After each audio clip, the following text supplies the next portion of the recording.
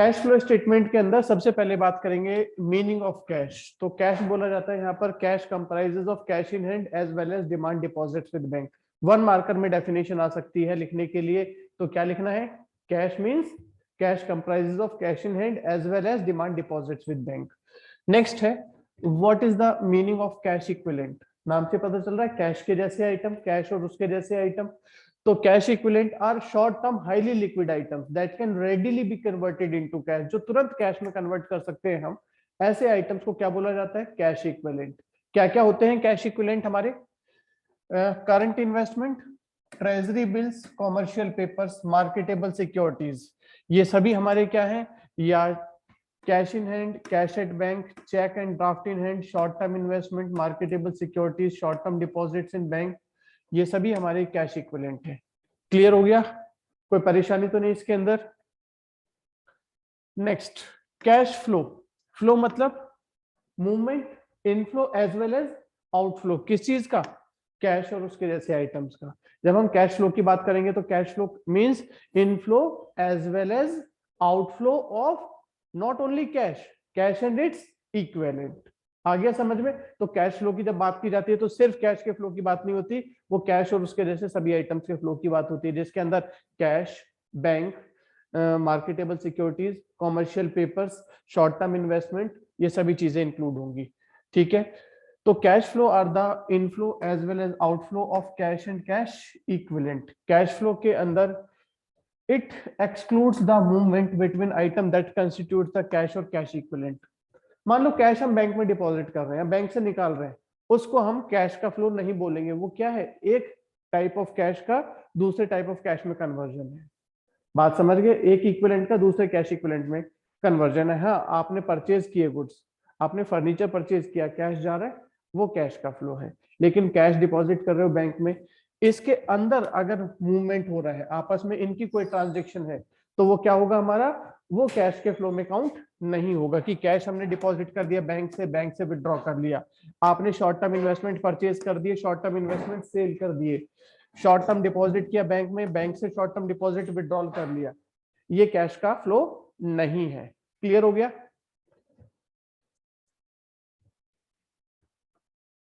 ये मूवमेंट को कैश का फ्लो नहीं माना गया है। किस किस चीज को? Cash withdrawal from bank for business, cash deposited into bank out of cash in hand, और कैश सेल और purchase of short term marketable securities और कॉमर्शियल पेपर्स। ये सब क्या है?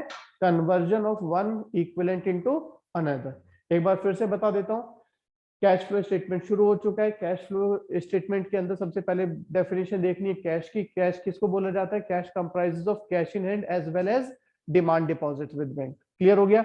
Then cash equivalent, highly liquid item that can easily be converted into cash. Cash के जैसे items को क्या बोला जाता है? कैश इक्विवेलेंट, जो तुरंत कैश में कन्वर्ट हो जाए।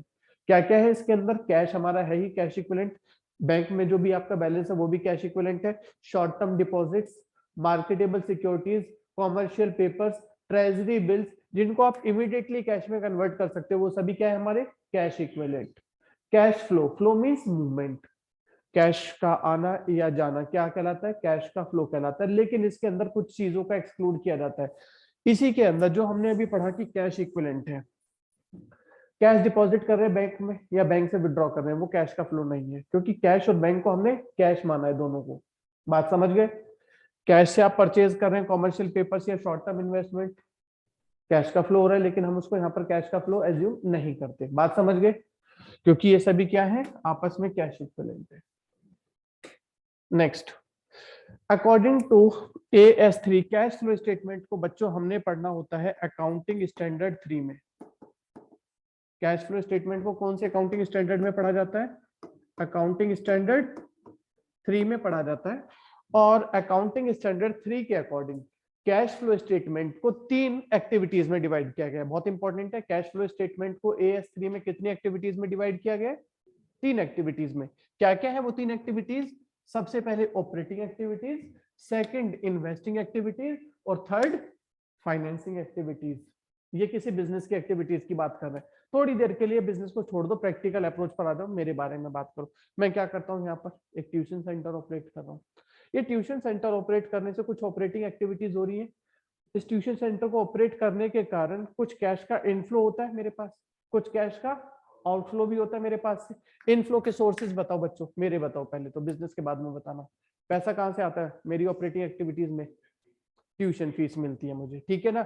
और पैसा कहाँ से जाता है? इलेक्ट्रिसिटी का बिल। और बताओ, बहुत सारी चीजें बताओ, बताओ जल्दी ढूंढो। नहीं, रेंट। फर्नीचर नहीं, फर्नीचर नहीं। हाँ बोलो बच्चे, Jasleen. Rent. Rent, rent, salary, staff की सैलरी, प्रिंटिंग एंड स्टेशनरी, आजकल नए एक्सपेंसेस, इंटरनेट चार्जेस, ये सभी क्या है हमारे ऑपरेटिंग एक्सपेंसेस है, बिजनेस के ऑपरेटिंग एक्सपेंसेस है। क्लियर हो गए? ठीक है। अच्छा, मेरे इन्वेस्टिंग एक्टिविटीज बताओ, जहां पर मैंने पैसा इन्वेस्ट किया हुआ हो। यहाँ पर फर्नीचर में पैसा इन्वेस्ट किया हुआ है, ये पैनल बोर्ड लगा हुआ है, ठीक है, एसी लगा हुआ है, ये सब क्या है? Investing activity. यानी कि परचेज ऑफ फिक्स एसेट किसके अंदर आ जाता है? इन्वेस्टिंग एक्टिविटीज में। पैसा आएगा कब? यदि मैं इन चीजों को सेल करना शुरू कर दूंगा तो पैसा मेरे पास आएगा। इनफ्लो और आउटफ्लो पता चल गया मेरा इन्वेस्टिंग एक्टिविटीज में। फाइनेंसिंग एक्टिविटी मेरे लिए क्या है? सपोज बराबर में कोई और स्पेस खाली हो रहा है, मुझे वो परचेज करना है। बच्चे ज्यादा बढ़ रहे हैं, मैंने कहा चलो एक्सपेंड किया जाए। नया स्पेस परचेज कर रहा हूँ, पैसे है नहीं, कहाँ जाना पड़ेगा पैसे लेने के लिए? मुझे बैंक के पास जाना पड़ेगा, बैंक से लोन लूंगा। तो बैंक से लोन लूंगा तो मेरे पास कैश आएगा, वो कैश का फ्लो किसके अंदर आएगा?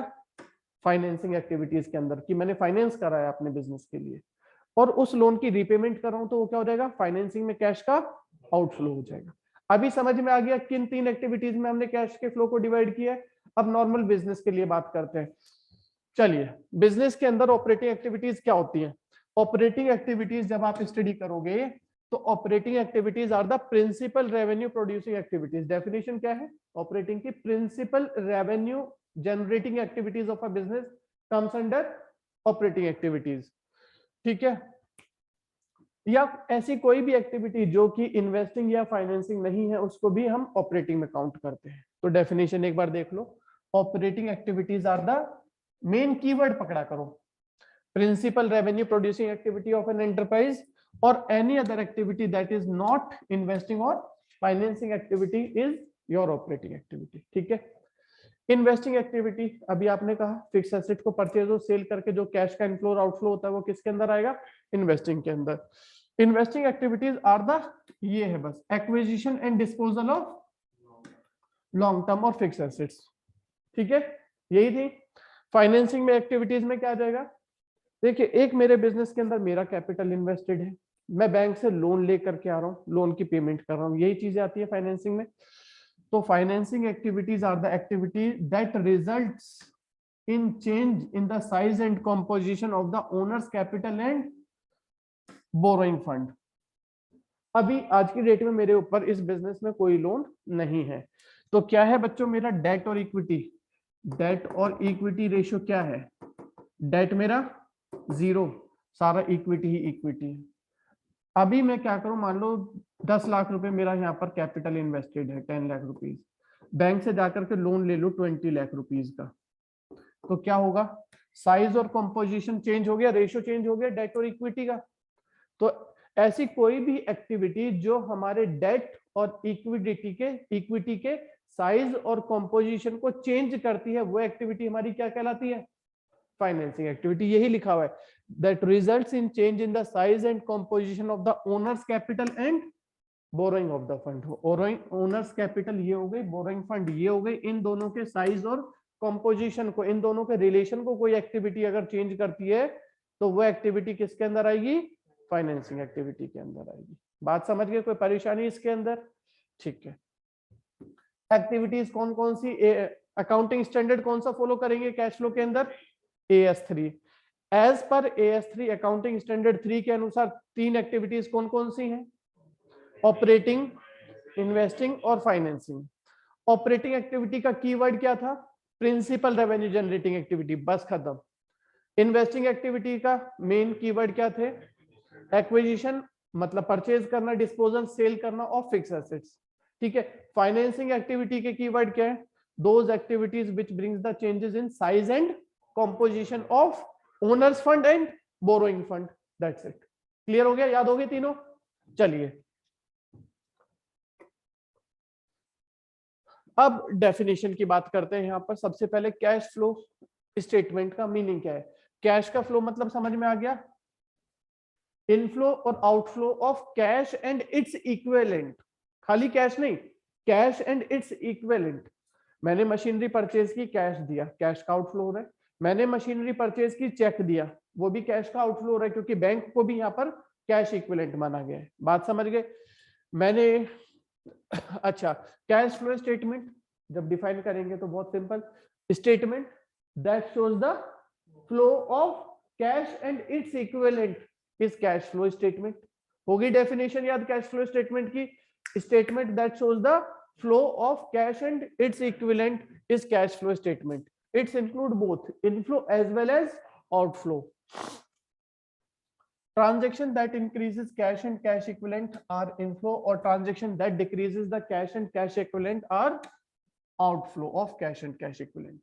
Cash equivalent क्या क्या है? थोड़ी देर पहले बात हो चुकी थी। Cash in hand, bank balance, marketable securities, current investment, commercial papers, ये सभी किसके अंदर आ जाएंगे? हमारे cash flow statement, cash equivalent के अंदर आते हैं। कैश फ्लो स्टेटमेंट आप प्रिपेयर करते हैं एज पर अकाउंटिंग स्टैंडर्ड 3। जब आप कैश फ्लो स्टेटमेंट बनाते हैं तो कैश फ्लो स्टेटमेंट के अंदर दो मेथड होते हैं, एक डायरेक्ट मेथड होता है, दूसरा इनडायरेक्ट मेथड होता है। डायरेक्ट मेथड हमारे सिलेबस में नहीं है, ना ही कंपनीज फॉलो करते हैं डायरेक्ट मेथड, ठीक है। हमें इनडायरेक्ट मेथड पढ़ना है, और कैश फ्लो स्टेटमेंट को हमने डिवाइड किया है 3 एक्टिविटीज में, ऑपरेटिंग, इन्वेस्टिंग और फाइनेंसिंग। अब हम चलते हैं इनडायरेक्ट मेथड पर, आगे क्या होगा। ऑब्जेक्टिव्स क्या है? कैश फ्लो स्टेटमेंट क्यों बनाते हो, कारण क्या है? To know the sources of cash and cash equivalent, पैसा कहां से आ रहा है ये जानने के लिए। What are the application of cash and cash equivalent under different activities, अलग अलग एक्टिविटीज में कैश कहां पर यूज हो रहा है। What are the reason of changes in cash and cash equivalent, ठीक है। सोर्सेज क्या क्या है अलग अलग एक्टिविटीज में, सोर्सेज और यूजेस तो आपको कैश अकाउंट से भी पता चल जाते हैं। कैश अकाउंट भी देखोगे तो डेबिट साइड में पैसा आ रहा है, क्रेडिट साइड में पैसा जा रहा है, वहां से भी सोर्सेज और यूजेस पता चल रहे हैं। सोर्सेज मतलब पैसा आना, यूजेस मतलब पैसा जाना। लेकिन यहां पर आप आइडेंटिफाई कर पाते हो कि कैश का फ्लो अलग अलग ऑपरेटिंग, इन्वेस्टिंग और फाइनेंसिंग एक्टिविटीज में कितना कितना है। इंपॉर्टेंस और यूजेस क्या है कैश फ्लो स्टेटमेंट की? इससे ये पता चलता है कि cash flow statement operating, investing और फाइनेंसिंग में डिफरेंट कंपोजिशन क्या है कैश का।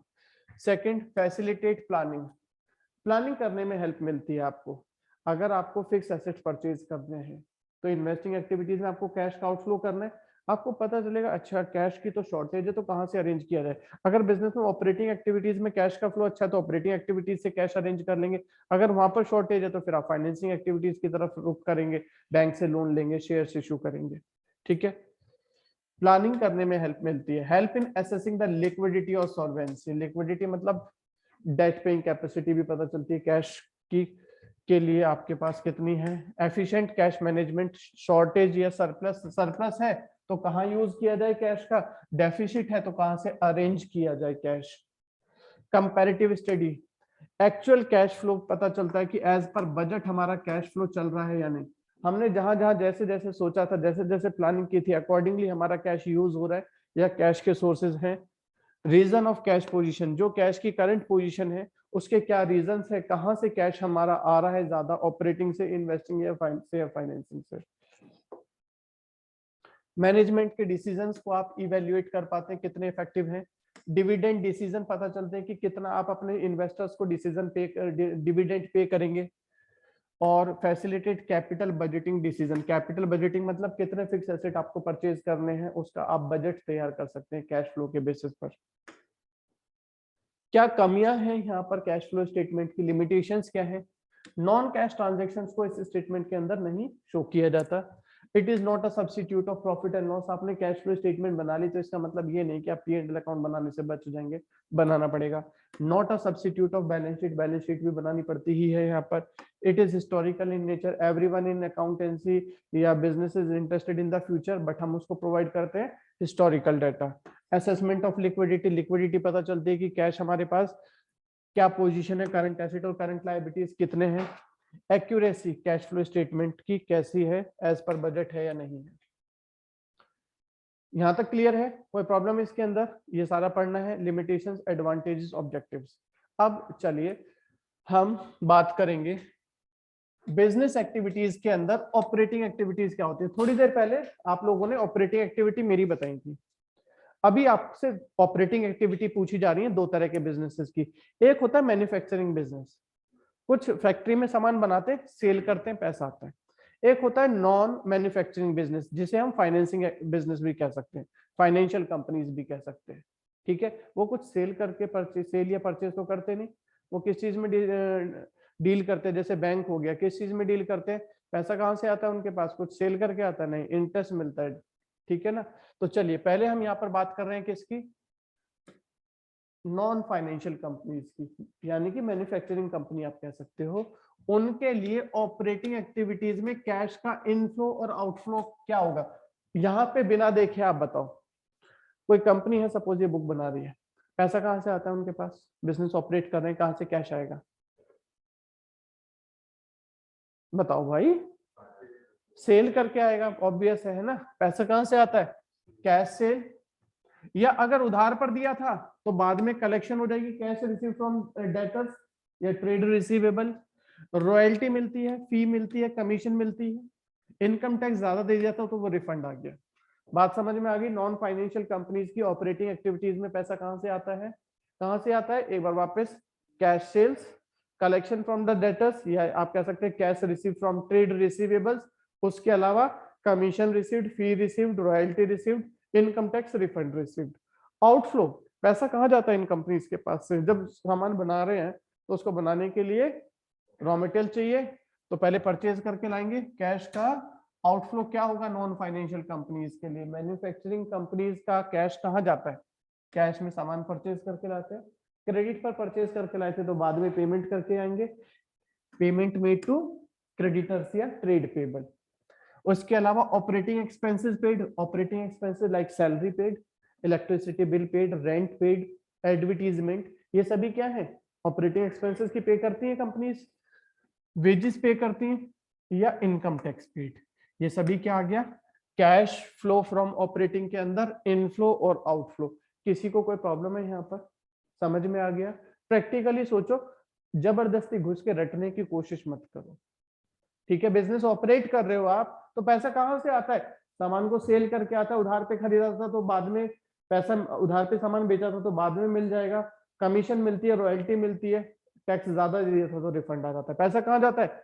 रॉ मटेरियल परचेज करते हैं कैश में, कैश परचेजेस, उधार पे परचेज किया तो पेमेंट मेड टू क्रेडिटर। उसके अलावा operating expenses paid like rent pay करते हैं, इलेक्ट्रिसिटी का बिल पे करते हैं, एडवर्टीजमेंट, ये सब आ जाएंगे, वेजेस पेड और टैक्स पेड। क्लियर हो गया?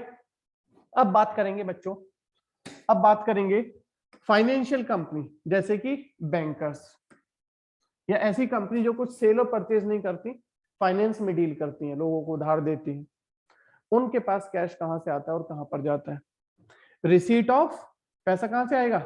Receipt of interest and dividend, sale of securities, securities मतलब लाइक शेयर्स सेल कर रहे हैं, या brokerage received by stock broker, brokerage मिलती है। बात समझ में आई?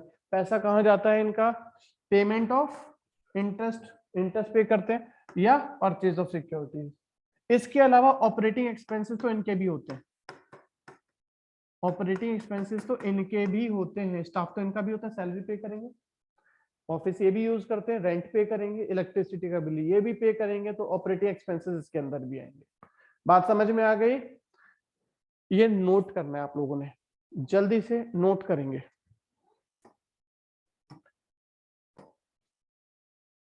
इन्वेस्टिंग एक्टिविटीज की बात करते हैं तो डेफिनेशन की बात कर रहे थे, those activities which are related to the acquisition and disposal of fix asset comes under investing activities. इसके अंदर इनफ्लो और आउटफ्लो देखते हैं। पैसा कहां से आता है? Sale of fix asset, sale of investment other than marketable securities. Marketable securities भी इन्वेस्टमेंट होता है, शॉर्ट टर्म इन्वेस्टमेंट होता है, लेकिन मार्केटेबल सिक्योरिटीज हमारी कैश इक्विवेलेंट में आती हैं, तो इसलिए मार्केटेबल सिक्योरिटीज के सेल को हम यहाँ पर इन्वेस्टिंग में काउंट नहीं करेंगे। आप कहीं पर पैसा इन्वेस्ट करते हो, रिटर्न में क्या मिलता है? वहां से इंटरेस्ट मिलेगा या फिर डिविडेंड मिलेगा। किसी प्रॉपर्टी में पैसा इन्वेस्ट कर दिया तो वहां से रेंट मिलेगा। प्रैक्टिकली समझ में आया? पैसा कहां से आ रहा है इन्वेस्टिंग एक्टिविटीज में? सेल करेंगे फिक्स एसेट को या सेल करेंगे इन्वेस्टमेंट को तो कैश रिसीव होगा, इनफ्लो होगा, और इन्वेस्टमेंट करते हैं तो वहां से रिटर्न में क्या मिलता है? Interest received, rent received, dividend received. Outflow पैसा कहां जाएगा? Purchase of fix asset, purchase of securities as investment other than marketable securities, और income tax paid. Sir income tax paid तो हमारा ऑपरेटिंग के अंदर भी था, ऑपरेटिंग के अंदर भी इनकम टैक्स पेड था। नॉर्मल बिजनेस का जो टैक्स पे करते हैं वो तो आ जाएगा ऑपरेटिंग के आउटफ्लो में। अच्छा, कई बार क्या करते हैं, जब आप फिक्स एसेट सेल करेंगे तो वहां पर प्रॉफिट होगा आपको फिक्स एसेट को सेल करने से, उस प्रॉफिट के ऊपर जो टैक्स पे कर रहे हैं वो हमारा क्या होगा? इन्वेस्टिंग एक्टिविटी का इनकम टैक्स पेड होगा। अगर मेंशन नहीं किया हुआ कौन सा इनकम टैक्स पेड है तो हम उसको ऑपरेटिंग मानेंगे। यहाँ पर आप तभी मेंशन करेंगे जब लिखा हुआ हो क्या? Tax paid on gain on sale of fix asset. बात समझ गए?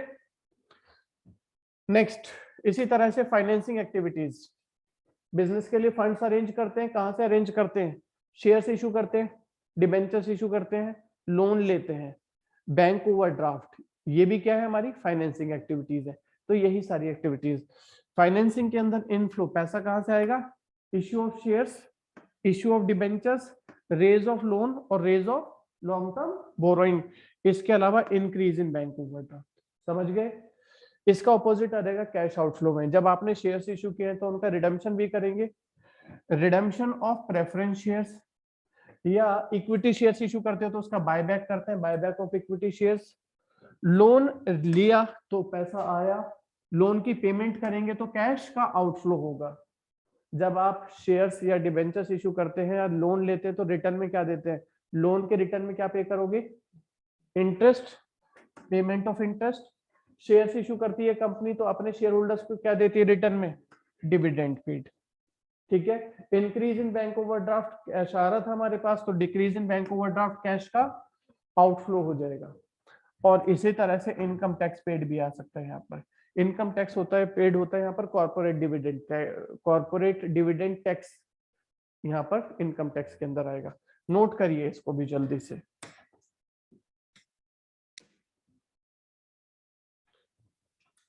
पेज नंबर 5.11 यहाँ पर आपको आइटम्स दिए हुए हैं। इलस्ट्रेशन नंबर 9 देख रहे हैं, पेज नंबर 5.11 पर है।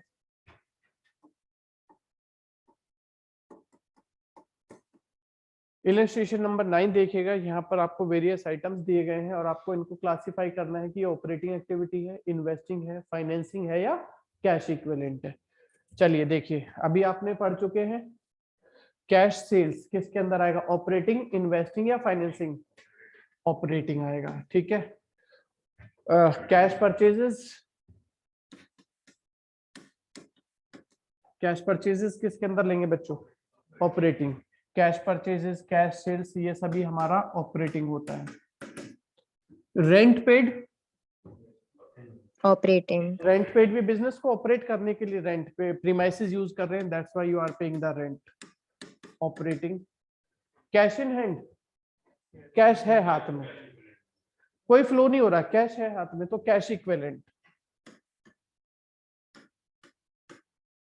Income tax paid, operating. तीनों में था वैसे, ऑपरेटिंग में भी था, इन्वेस्टिंग में भी था, फाइनेंसिंग में भी था, लेकिन कुछ साथ में मेंशन नहीं है तो ऑपरेटिंग माना जाएगा।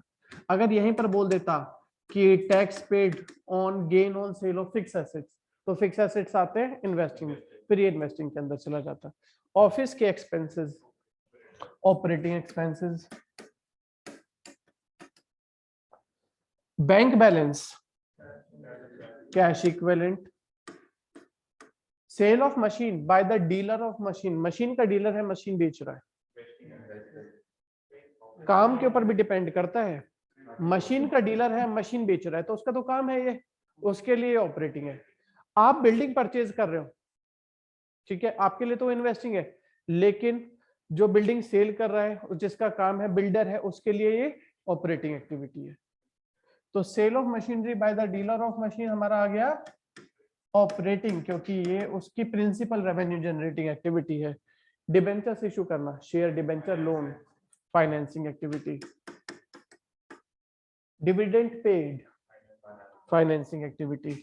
अच्छा सुनो, dividend paid by financial company, उसके लिए ऑपरेटिंग हो जाएगा, ठीक है ना। इंटरेस्ट पेड क्या है हमारे लिए, फाइनेंसिंग एक्टिविटी, लेकिन interest paid by bank operating activity, clear है। और interest received,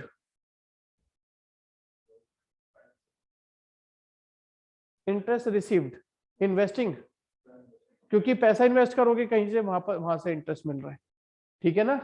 interest paid financing activity, interest paid by financial company, उनका काम है ऑपरेटिंग, और हमें इंटरेस्ट मिल रहा है तो कहीं पर पैसा हमने इन्वेस्ट किया था वहां से इंटरेस्ट मिल रहा है, इन्वेस्टिंग एक्टिविटी, ठीक है ना। खाली इंटरेस्ट पे मत जाना, देखो इंटरेस्ट तीनों में आ गया, ऑपरेटिंग में भी, इन्वेस्टिंग में भी और फाइनेंसिंग में भी। अच्छा, dividend paid financing activity, dividend received investing, क्योंकि किसी कंपनी के शेयर्स में आपने पैसा इन्वेस्ट किया, वहां से डिविडेंड मिल रहा है। डिविडेंड पेड तो फाइनेंसिंग, डिविडेंड रिसीव्ड तो, और dividend paid by financial company, ये हमेशा फाइनेंसिंग एक्टिविटी रहेगी, क्योंकि डिविडेंड मान लो बैंक भी देता है, तो बैंक डिविडेंड तब देगा जब बैंक के अपने शेयर्स इशू किए हुए थे उसने। अब शेयर्स इशू करना किसके अंदर आता है, फाइनेंसिंग एक्टिविटी के अंदर आता है। और डिविडेंड पेड इसलिए कई बार पूछा भी जाता है कि डिविडेंड पेड ऐसी कौन सी एक्टिविटी है जो हर कंपनी के लिए फाइनेंसिंग एक्टिविटी रहेगी, तो डिविडेंड पेड सबके लिए फाइनेंसिंग एक्टिविटी है, ठीक है, क्योंकि डिविडेंड तभी पे करती है कंपनी जब अपने शेयर्स इशू करते हैं, और शेयर्स इशू करना सभी के लिए फाइनेंसिंग एक्टिविटी है। बात क्लियर हो गई, ठीक है। Next, cash paid against trade payable, cash paid to creditor operating, cash paid to creditor हमारा आ गया operating. Purchase of machinery investing, income tax refund received operating, issue of share capital financing, sale of patent fix asset, sale of fix asset investing, purchase of marketable securities, तो मैंने कहा था कि ये marketable securities, bank balance, short term investment, commercial papers, ये सभी आते हैं कैश इक्विवेलेंट के अंदर, इनका सेल और परचेज कैश इक्विवेलेंट के अंदर की ही ट्रांजैक्शन है, तो ये कोई ट्रांजैक्शन नहीं है, इसे आप बोलेंगे कैश इक्विवेलेंट है ये। Purchase of fix asset, purchase of goodwill investing, short term deposit in bank cash equivalent, short term deposit in bank किसी एक्टिविटी में नहीं आएगा, cash equivalent, no flow, cash का कोई फ्लो नहीं हो रहा। परचेज ऑफ सिक्योरिटीज मार्केटेबल होगी तो कैश इक्विवेलेंट, लेकिन ये है non marketable, investing activities, investment कर रहे हैं। Cash received from debtors operating, समझ में आ गया। इसी तरह के क्वेश्चंस आपके 2 नंबर में आते हैं। अच्छा, कोई ऐसी एक्टिविटी का एग्जाम्पल दो यहाँ पर बच्चों, ये बहुत इंपॉर्टेंट चल रहा है जो मैं बता रहा हूँ, ये बुक में नहीं है, ऐसी किसी एक्टिविटी का एग्जाम्पल दो, give an example of activity in which a part is investing activity and another part is financing activity। 2 minute के लिए सोच के मुझे बताओ, कोई ऐसी एक्टिविटी का एग्जांपल दो जिसमें से कुछ पार्ट तो इन्वेस्टिंग है और कुछ पार्ट फाइनेंसिंग है। नहीं,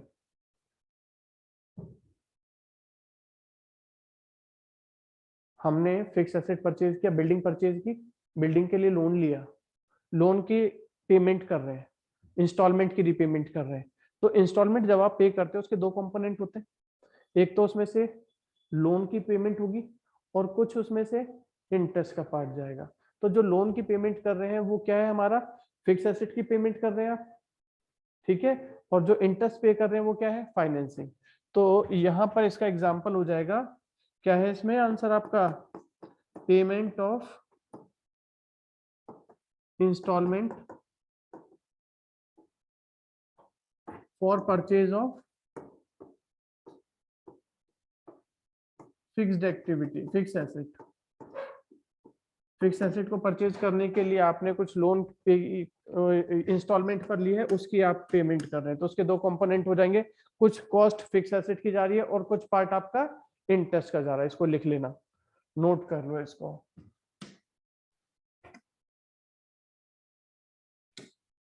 अभी थोड़ी देर पहले हम इंटरेस्ट की बात कर रहे थे, है ना? तो आपने कहा था कि इंटरेस्ट पेड किस में आता है, बताया था आपने, कुछ क्या कह रहे थे, इंटरेस्ट पेड किस में आता है? फाइनेंसिंग में आता है, ठीक। इंटरेस्ट रिसीव्ड किस में आता है, आपने बताया था इन्वेस्टिंग में आता है। इंटरेस्ट रिसीव्ड बाय बैंक या बाय फाइनेंशियल कंपनी किस में आता है? ऑपरेटिंग। बात क्लियर है? अब मैं आपसे पूछता हूं कि ऐसा कोई एग्जांपल दो जिसमें इंटरेस्ट रिसीव्ड को माना जाए फाइनेंसिंग एक्टिविटी।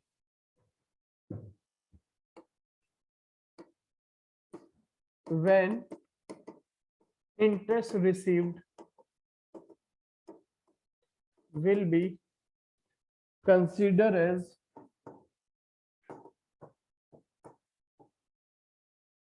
इंटरेस्ट रिसीव्ड को आप फाइनेंसिंग एक्टिविटी कब कंसीडर करेंगे?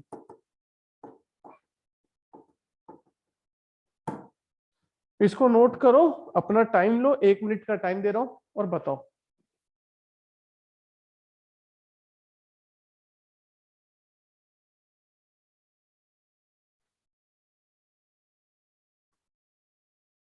शेयर्स पढ़ा था, कॉल सिनेरियो पढ़ा था। कॉल सिनेरियो का मतलब क्या था? सामने वाला शेयर होल्डर लेट पैसा दे रहा है और शेयर्स का पैसा हमें मिल रहा है, तो वो किसके अंदर आएगा? ऑपरेटिंग, इन्वेस्टिंग या financing? Shares, issue of shares, financing activity. और वहां पर कॉल सिनेरियर है, कॉल सिनेरियर के ऊपर आपने पढ़ा भी था इंटरेस्ट ऑन कॉल सिनेरियर। क्या था इंटरेस्ट ऑन कॉल सिनेरियर का रेट? 12% था। तो ये जो इंटरेस्ट ऑन कॉल सिनेरियर है, ये किस वजह से मिल रहा है? फाइनेंसिंग की वजह से मिल रहा है। तो ये इंटरेस्ट कंसीडर किया जाएगा फाइनेंसिंग एक्टिविटी। कौन सा? Interest received on call in arrear. लिख लेना यहाँ पर इसको, इंटरेस्ट रिसीव्ड ऑन कॉल सिनेरियर।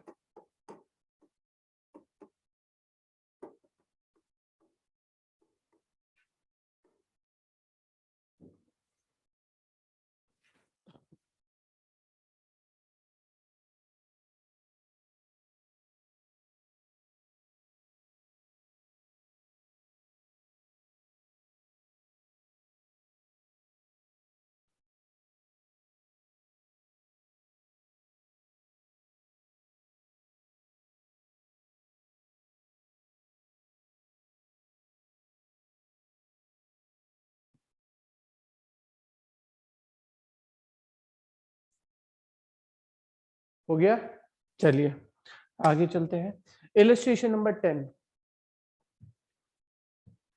ये ऑपरेटिंग, इन्वेस्टिंग, फाइनेंसिंग और कैश इक्विवेलेंट में आपको अगेन क्लासिफाई करना है। इलस्ट्रेशन नंबर 10 है आपकी बुक में, है पेज नंबर 5.11 पर। मार्केटिंग एक्सपेंसेस, एडवर्टीजमेंट एक्सपेंसेस किसके अंदर आएंगे? Operating.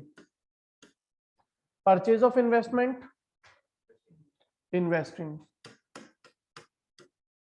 Cash received from trade receivables, cash received from debtors, operating. Buyback of equity shares, shares, financing. ठीक है। इश्यू ऑफ शेयर्स क्या? फाइनेंसिंग। और अगर हम कहते हैं कि purchase acquired the shares of Reliance industries, तो किस में आएंगे? इन्वेस्टिंग। आप अपना पैसा इन्वेस्ट कर रहे हैं दूसरी कंपनी के शेयर्स में। Payment of loan, financing, share debenture loan. Commission received, operating. Selling and distribution expenses, operating. Redemption of debentures, financing. Sale of securities, marketable securities, marketable, marketable आ जाए, बैंक आ जाए, ये सब किस में आएंगी? Cash equivalent. Bank overdraft, cash credit नहीं। बैंक ओवरड्राफ्ट बताया था फाइनेंसिंग में। Share, debenture, loan, public deposits, borrowings, bank overdraft. Increase और डिक्रीज इन बैंक ओवरड्राफ्ट आता है आपका फाइनेंसिंग के अंदर। Illustration number 11, sale of investment, investing, dividend received on shares, investing, interest received on investment, investing, investment किया हुआ वहां से डिविडेंड मिल रहा है, इंटरेस्ट मिल रहा है। Rent received by a real estate company, वैसे नॉर्मली रेंट रिसीव्ड तो इन्वेस्टिंग, लेकिन rent received by real estate company उसका काम ही ये है, फ्लैट बना करके छोड़े हुए सेल करने के लिए, कोई सेल नहीं हो रहा तब तक रेंट आउट कर दो। तो ये क्या हो गया हमारा operating. Rent received by a manufacturing company, financing नहीं होगा, इन्वेस्टिंग। मैन्युफैक्चरिंग कंपनी को सामान बना करके बेचते हैं, पैसा फालतू पड़ा था, बिल्डिंग में इन्वेस्ट कर दिया, वहां से रेंट आ रहा है, तो investing activity. Interest paid on debentures और long term loan, financing. Marketable securities, cash and cash equivalent, proceed from shares issued, shares को इशू करके पैसा आ रहा है, financing. Interest paid on bank overdraft, financing. ठीक है। इलस्ट्रेशन नंबर 12 उसी में है। Illustration number 12, purchase of securities by company, investing. किसी सिक्योरिटीज मतलब लाइक शेयर्स परचेज कर रहे हैं। Brokerage paid on above purchases, इसी परचेजेस के ऊपर आप ब्रोकरेज पे कर रहे हैं, इसी के ऊपर आप परचेज पेमेंट कर रहे हैं ना ब्रोकरेज की, तो इसी से रिलेटेड है, इन्वेस्टिंग हो गई। ठीक है। Sale of securities, investing. Dividend and interest received on securities, investing, इसी से रिलेटेड है ना। Dividend paid to shareholders, financing. ये तो हमेशा फाइनेंसिंग रहेगा सबके लिए। Interest paid on borrowings, financing. Loan and advances made, investing. Loan and advances made का मतलब है हमने लोन दिया है किसी को, तो हमारा इन्वेस्टमेंट है, वहां से इंटरेस्ट में मिलेगा। Receipt of loan and advances, loan दिया था, इन्वेस्टिंग में कैश का आउटफ्लो हुआ था, वापस आ गया लोन, तो ये भी हमारा इन्वेस्टिंग का inflow. 13th, illustration number 13, purchase of securities of a company, investing. किसी कंपनी की सिक्योरिटीज परचेज कर रहे हैं। Brokerage paid on above purchases, investing. Sale of securities of a company, same investing आ जाएगा। ठीक है। इसने पूछा फाइनेंशियल एंटरप्राइज के लिए, नॉन फाइनेंशियल एंटरप्राइज के लिए। ठीक है। फिलहाल अगर हम बात कर रहे हैं अभी किसकी, हम बात कर रहे थे अभी नॉन फाइनेंशियल एंटरप्राइजेस के लिए। सभी क्या है हमारे लिए, ये भी पहले नॉन फाइनेंशियल की बात कर लेते हैं, बाद में बात कर लेंगे फाइनेंशियल के लिए। इंटरेस्ट और डिविडेंड रिसीव्ड भी, investing. Dividend paid to shareholder, financing. Interest paid on borrowings, loan and advances made, investing. Receipt of loan and advances made, investing. यहां तक क्लियर हो गया। अब हम बात कर रहे हैं यदि यही काम किसके लिए है, फाइनेंशियल एंटरप्राइजेस के लिए। अभी हमने नॉन फाइनेंशियल के देख लिए थे। ठीक है। फाइनेंशियल कंपनीज के लिए सिक्योरिटीज परचेज करना क्या कहलाएगा, ऑपरेटिंग। इनका तो काम होता है ना। Brokerage paid on above purchases, operating. Sale of securities, operating. Dividend और इंटरेस्ट रिसीव्ड, ऑपरेटिंग आ जाएगा। डिविडेंड पेड, ये सभी के लिए फाइनेंसिंग होता है, चाहे कैसे भी कंपनी हो। इंटरेस्ट पेड, फाइनेंशियल कंपनी के लिए इंटरेस्ट पेड ऑपरेटिंग एक्टिविटी है। लोन दे रही है वो कंपनी, तो उनके लिए वो क्या होगा, ऑपरेटिंग होगा। फाइनेंशियल कंपनी जैसे बैंक है, बैंक एंड लोन देते हैं तो उनके लिए क्या है वो operating activity. Receipt of loan and advances made operating activities. Clear हो गया। इलस्ट्रेशन नंबर 14 जल्दी से आप लोग करेंगे। यहां पर देखिए जैसे हम कह रहे हैं कि purchases of fix asset against issue of shares, shares issue कर रहे हैं और फिक्स एसेट ले रहे हैं। क्या कैश का कोई रोल था? एसेट आया, शेयर्स इशू किए, तो यहाँ पर क्या है कैश का no flow. Cash received from debtors inflow किसके अंदर? ऑपरेटिंग के अंदर। Cash deposited into bank no flow, cash का कोई फ्लो नहीं है, कैश इक्विवेलेंट है। Cash withdrawn from bank no flow, conversion of one equivalent into another equivalent. Issue of fully paid bonus shares no flow. इसका मतलब क्या है? Shares issue करते हैं तो पैसा तो मिलता है, लेकिन fully paid bonus shares, bonus का मतलब है फ्री में शेयर्स दे दिए, फ्री में शेयर्स दे दिए, कैश नहीं लिया, एग्जिस्टिंग शेयर होल्डर्स को दे दिए, अपने एम्प्लॉयज को दे दिए, तो क्योंकि ये फ्री में शेयर्स दिए गए तो कैश का no flow. Sale of marketable securities for cash, marketable securities किसके अंदर है? कैश इक्विवेलेंट, और कैश भी कैश इक्विवेलेंट है तो conversion of one equivalent into another, क्या बोलेंगे यहाँ पर भी? No flow. Declaration of final dividend,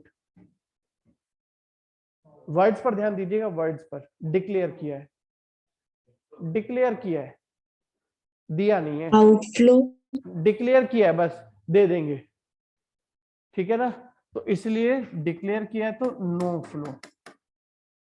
ठीक है, याद रखिएगा declaration of final dividend. Payment of final dividend होता तो फिर आउटफ्लो होता, क्या जा रहा है?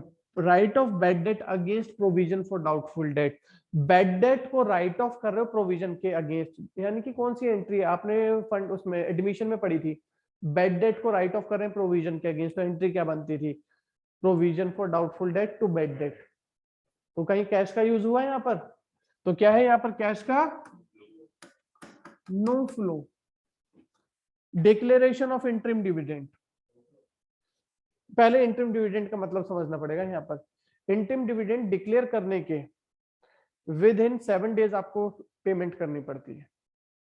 इंटरिम डिविडेंड को डिक्लेयर करने के विद इन 7 डेज आपको पेमेंट करनी पड़ती है, तो इसलिए डिक्लेरेशन ऑफ इंटरिम डिविडेंड किसके अंदर आ जाएगा? आउटफ्लो के अंदर आ जाएगा। आउटफ्लो किसका? Financing. Sale of current investment, current investment भी हमारे कैश इक्विवेलेंट होते हैं, this is also payment of interim dividend भी आउटफ्लो, कैश वहां भी जा रहा है, यहां भी हमने यही माना कि डिक्लेयर करते ही पे किया, ठीक है ना। Sale of current investment, current investment क्या है हमारे लिए? कैश इक्विवेलेंट है, so this is conversion of one equivalent into another, क्या बोलेंगे? No flow. Increase in bank overdraft, इसमें तो कैश आता है हमारे अकाउंट में, इंक्रीज किसके अंदर आएगा?